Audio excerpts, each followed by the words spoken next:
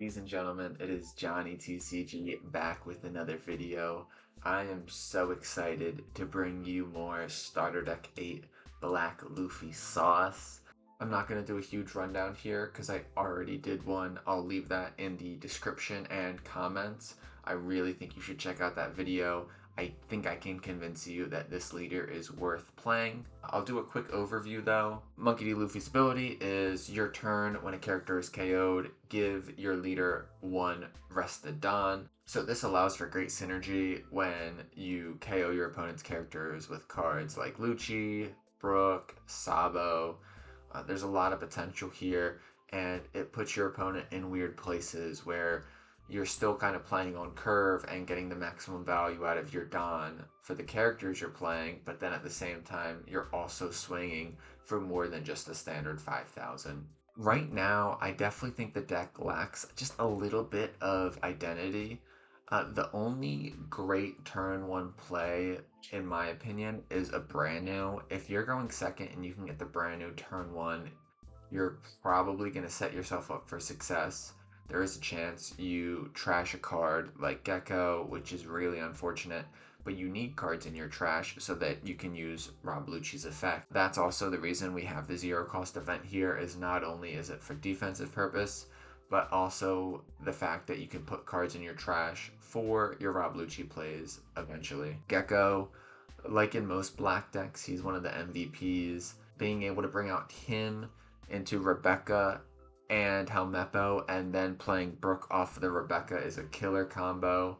It's a lot of fun to do. That's not something that's unique to this leader, but one thing that is unique is that after you do that for 8 Dawn, you're then swinging potentially for 6 Dawn with leader ability if you KO'd something.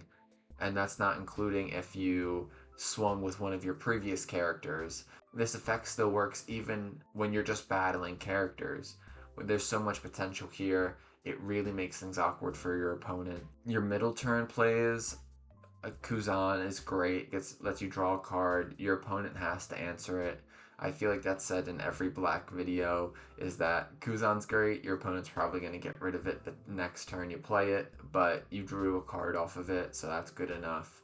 You can combo it with the Gecko and do a Gecko Kuzan brand new play, aka the value Gecko play. That's always a great time. And then Isho, it's hard for it to stay on the board sometimes, but when it sticks, using his ability to give him 1 Dawn and then -3 cost from all of your opponent's characters is absolutely crazy, especially against low to the ground decks like Blue Dofi and Red Purple Law.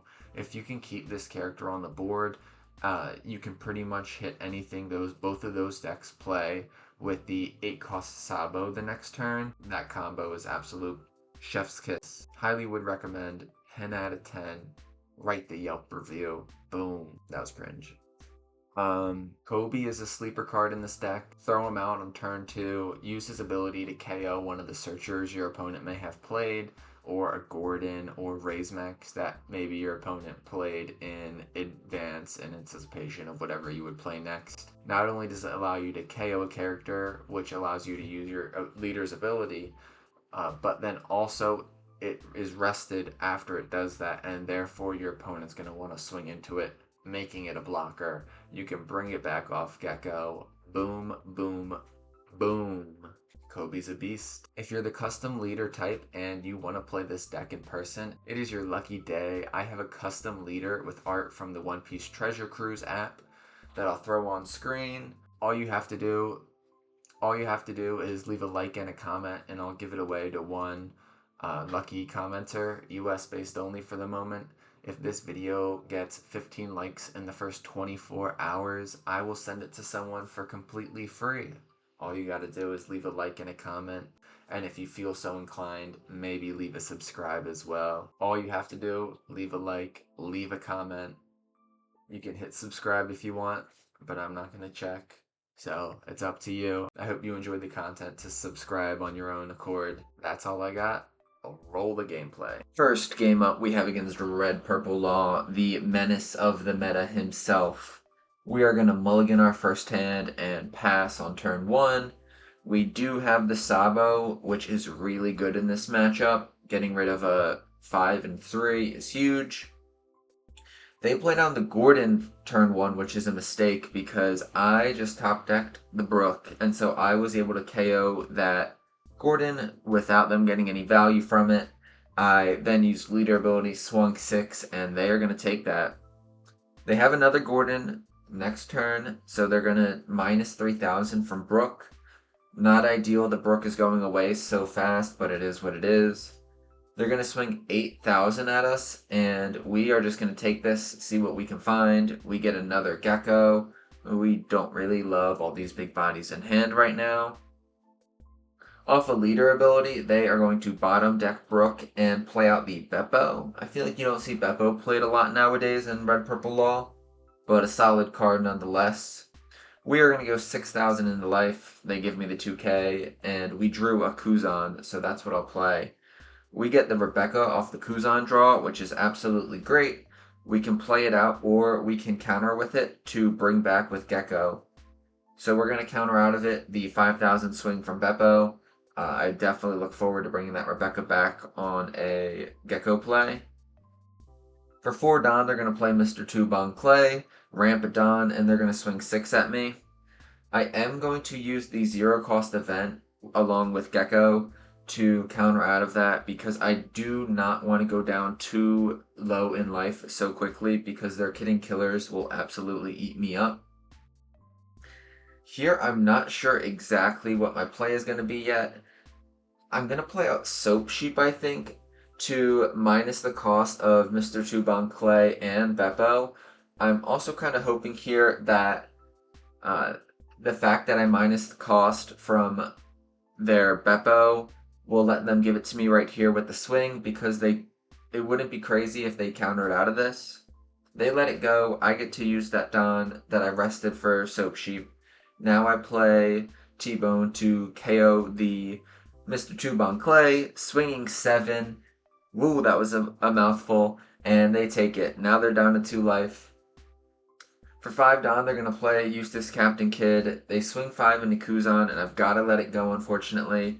They swing 5 with Reiju, and I do have to take that as well. No counter in hand, and we get the brand new, which isn't too bad. Next turn, we'll be able to play Sabo or Gecko, depending on what we're feeling.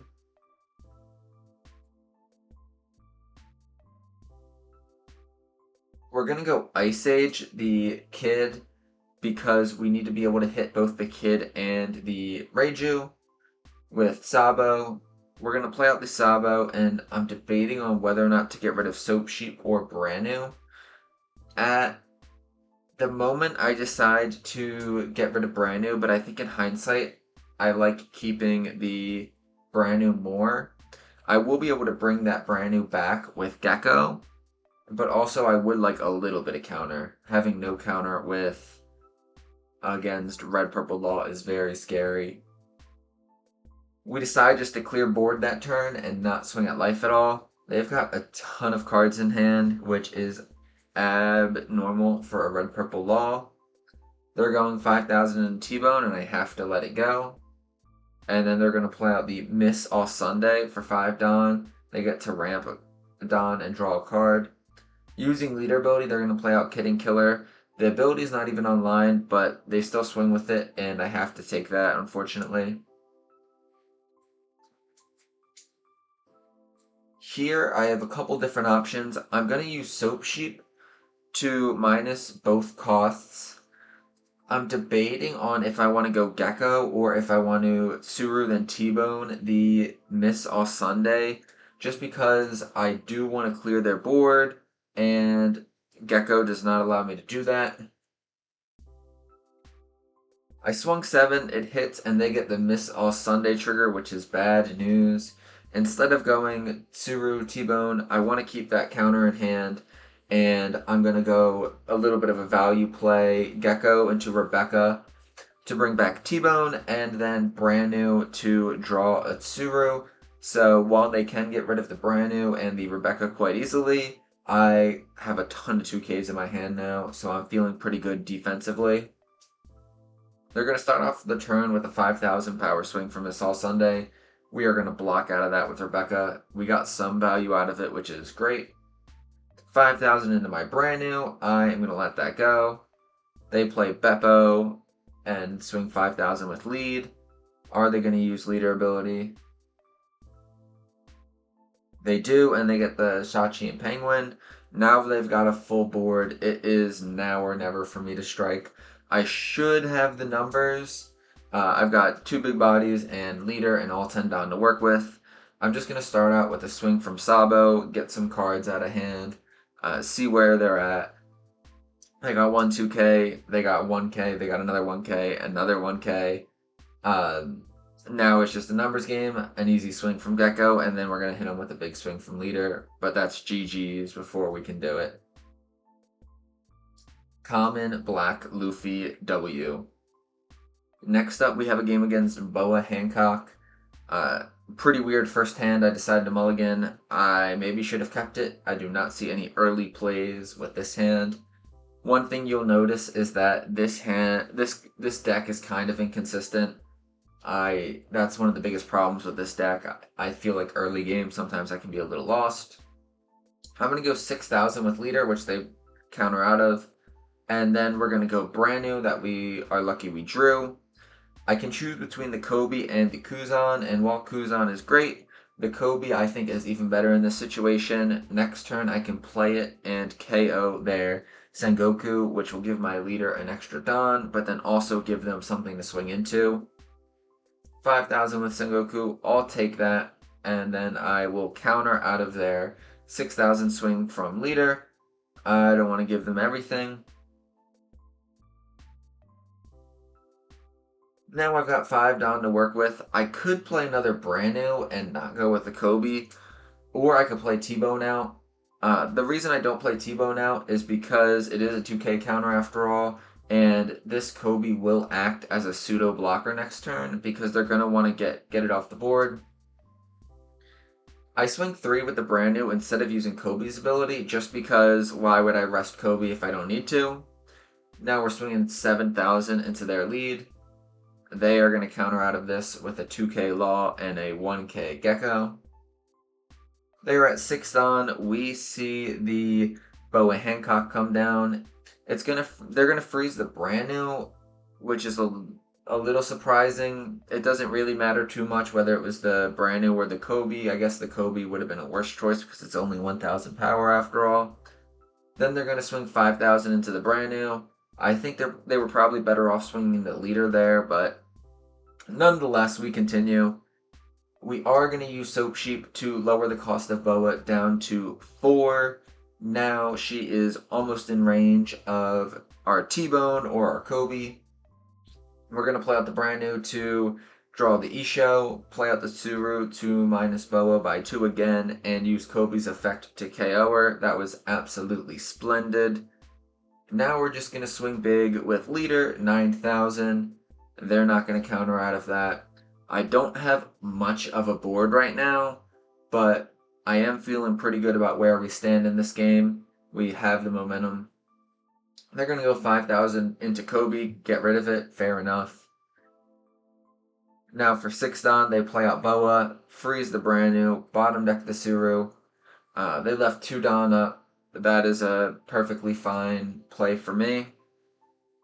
We're going to go Isho, and we're going to trash 2 cards from their hand. We get the Dofi blocker and the promo Law. Don't see that played often. And we're just going to go 6,000 with lead into their Leader. Weren't able to get rid of the Boa, but it is not a big deal. We established the Isho, which if it can stay on board this turn will be absolutely great. That -3 to all of her characters will be so important, especially with the Sabo I have in my hand. We're going to take the 9,000 swing from Leader. Now we are going to counter out of the 8,000 swing from one of her Boa characters. With Isho's ability, both of the Boas are in range for my Sabo ability, which is crazy. I just got rid of 2 Boas. Now I'm going to swing 8 with my Leader. I'm feeling really good about our position right now. Now they would only be able to get rid of one of my characters, one of my big bodies next turn with the Gum Gum Red Rock, so either way I will be in a decent position. They're going to play the 9-cost Mihawk down, bottom deck the brand new because that's the only eligible target for them. Swinging 5,000 into me, I am going to give them the 1k with brand new. Now it's our turn. We are in pretty good control of this game. I want to kind of see if I have the means to get rid of this Mihawk this turn, and I think I will. By giving Isho 1 down, I bring Mihawk down to 6 cost. I use Soap Sheep to bring him down to 4. I'm going to swing 10 with Isho first, swing 9 with Sabo next. Then with Gecko, I should be able to do a Lucci Tsuru play. We're going to play the Lucci, play the Tsuru. Life is good. -2 from Mihawk. Put 3 back to the bottom of my deck with Rob Lucci. And this game is all but over. They concede. There was nothing they could do. Look at that stacked board.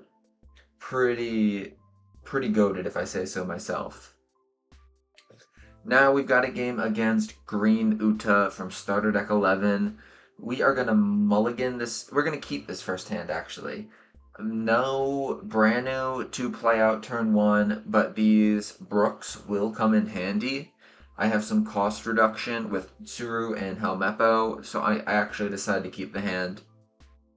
They play out the Nami on their second turn and swing 5,000 at me. I debate countering out of this. I don't, and I get the Ice Age trigger, which is absolutely brutal luck for them. It completely destroyed their Nami without getting any value on it. Even if we didn't get the Ice Age, I still would have gotten rid of the Nami with Tsuru and Brook combo. Now we're swinging 6 into their leader with my leader, and they let it hit. Then we're going to play out 3-cost Brook and pass. We should be able to get some value out of it. They play down the 3-cost Uta blocker from Starter Deck 11 as well. And they're going to swing 6,000 at me. Maybe they swing 7. Yep, they're going to swing 7 at me, using leader ability to draw the Trafalgar Law. 6 Dawn to work with. I am in a little bit of a weird spot. I am not really seeing most of my mid-game pieces that I like to see. I'm going to swing 5 with Brook minusing the cost from their Uta blocker.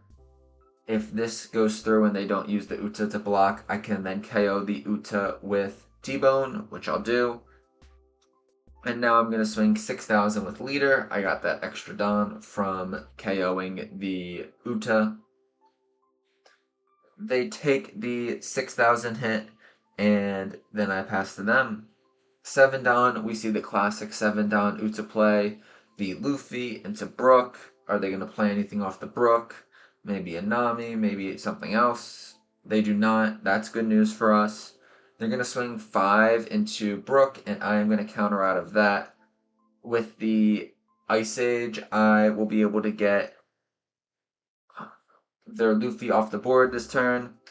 I actually do that in a little bit of a weird order. I could have done a Rob Lucci play instead, but I will just play out the Helmeppo and get rid of the Brook with my own Brook. A little bit of an odd sequencing there. I think I probably could have done it better.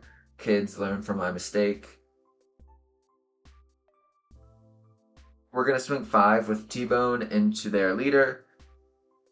We don't have the most menacing board right now, but it is pretty great that we have a couple decent characters on board and they have absolutely nothing. But knowing Uta, they are going to be able to play out a bunch of characters in quick succession. So the game is far from over. And we still have not seen any top end. They play out the 9-cost Zoro, and this is where I sense death in the air. They swing 5 into my Brook, and I'm debating on whether or not to give them the Tsuru. This is a misplay. I should not have countered out of this. They weren't in lethal range despite how many attacks I had. Um, they just have too many cards in hand. There's no way I was going to be able to get through. I played the brand new, looking for an Ice Age ideally, but we get the Isho. Um, I'm not sure what I want to do on this turn, and I should have just played the Isho right now while the effect was still live, and I could have trashed 2 cards from their hand. Instead, I'm just debating, and I think it's over for me. And I'm a little tilted. I don't know exactly what to do. I'm angry that I got rid of the Suru. So no real ideal place here. It's over, I think, no matter what I do.